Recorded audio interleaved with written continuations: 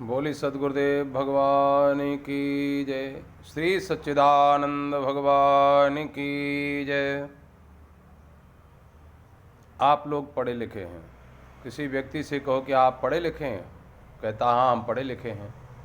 अगर आप पढ़े लिखे हैं तो आपका आचरण कैसा है? बचपन में जब हमसे कोई भूल हो जाती थी, कोई गलती हो जाती थी, तो लोग कहते थे अरे तुम क्या पढ़े लिखे हो, कैसे पढ़े लिखे हो, क्या पढ़ते लिखते हो। तो मुझे अपने ऊपर बड़ी ग्लानि होती थी कि आखिर मैं पढ़ा लिखा हूँ, पढ़ लिख रहा हूँ, तो मेरा आचरण ठीक होना चाहिए। और आज हम जब पढ़े लिखों को देखते हैं उनका आचरण कैसा है। यदि पढ़े लिखे हैं आप तो आपने क्या पढ़ा लिखा है, पढ़ लिख करके आपने क्या सीखा, क्या समझा, क्या अपने अंदर जीवन में उतारा, आपका आचरण कैसा है, आपकी बोलचाल कैसी है, आपका भाषा का स्तर कैसा है। बहुत पढ़े लिखे होना कोई ये विशेष बात नहीं है। विशेषता तो तब आपकी है आपने पढ़ लिख करके समझा क्या, सीखा क्या, अपने आपने आचरण में क्या बदलाव किया, अपने अंदर आपने सीख करके कैसा आपका आचरण है, कैसा आप अनुसरण कर रहे हैं, ये विशेषता है। रामायण की आवश्यकता क्यों है? रामायण एक लौकिक धर्म सिखाती है। रामायण के जितने भी पात्र हैं उनकी समीक्षा करें और हम समझें कि रामायण का प्रत्येक पात्र क्यों आदर्श है, पूर्ण है, क्यों पूजनीय है। प्रभु श्री राम जी का क्या आचरण रहा है, उनका व्यवहार क्या रहा है। भगवान नर से नारायण बने, प्रभु मर्यादा पुरुषोत्तम भगवान प्रभु श्री राम मर्यादा में बंध करके उन्होंने बताया, सिखाया कि देखिए मर्यादित रहोगे, मर्यादा में जियोगे, मर्यादा का पालन करोगे, मर्यादा में रहोगे तो आपका जीवन बड़ा आदर्श जीवन होगा और लोग आपसे प्रेरणा लेंगे। प्रभु श्री राम जी की पितृभक्ति देखिए। माता कैकेयी के द्वारा दिए गए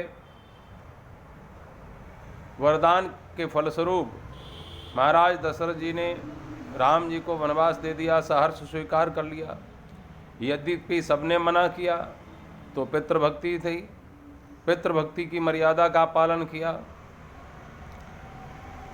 लक्ष्मण जी ने अपने अनुज भ्राता के धर्म मर्यादा का पालन किया। हनुमान जी महाराज जी ने स्वामी भक्ति का पालन किया। हनुमान जी का अपना आदर्श जीवन, विभीषण जी का मैत्रीपूर्ण आदर्श जीवन, भरत जी का अपने भाई के प्रति त्याग और समर्पण का भाव, उनका अपना आदर्श जीवन। माता सीता ने पत्नी का जीवन क्या होना चाहिए, पत्नी का आदर्श क्या होना चाहिए। जगत जननी माँ भगवती श्री सीता जी ने पातिव्रत धर्म का पालन किया।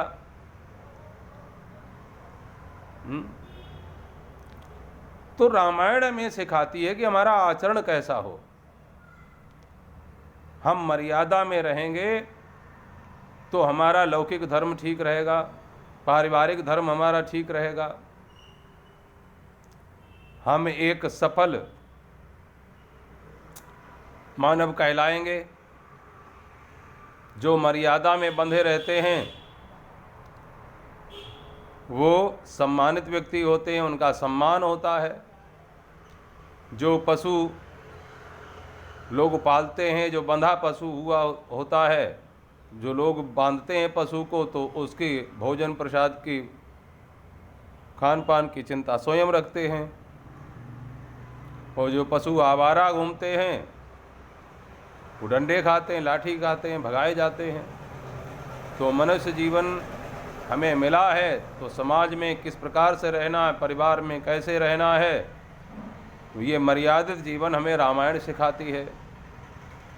आपने पढ़ा बहुत है, बहुत पढ़े लिखे हैं, लेकिन आपने पढ़ करके समझा क्या, सीखा क्या, आप आचरण कैसा कर रहे हैं।